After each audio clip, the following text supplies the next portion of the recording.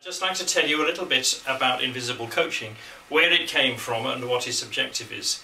I'd like to go back first to the very beginning, because basically I'm a systems thinker, and my early career I was trained as a transportation consultant, which means we think in really big systems covering cities and covering regions.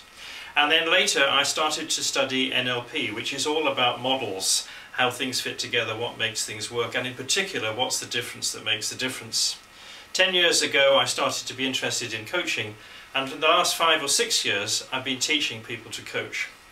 And I've taught people to coach in various different ways, in terms of maybe the introduction to coaching for line managers, line manager as coach, or the major program that we now have, which runs for 14 days and complies with the requirements of the ICF and the IAC.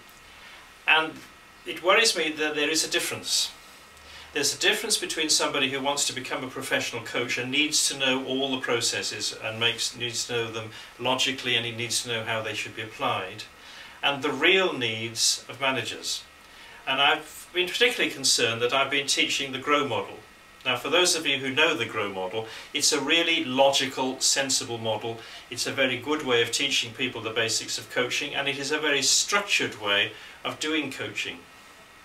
But I've never used the GROW model ever in my life. I coach in a different manner, and it seemed to me that I was teaching people to use the GROW model, and then after that trying to teach them not to use the GROW model.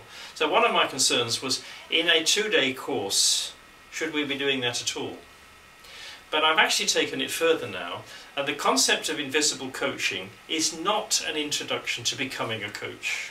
It's about the things that people actually do when they're living their life. When I'm talking to a colleague here and I'm talking to them, or I'm talking to a friend, or I'm having a conversation, it's being alert to the things that they say which are incongruent, don't add up, or which imply some sort of negative belief or blinkered thinking.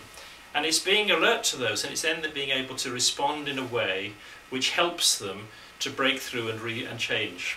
The whole point about coaching anyway is raising the awareness and setting clear goals. But there's an awful lot around other than that.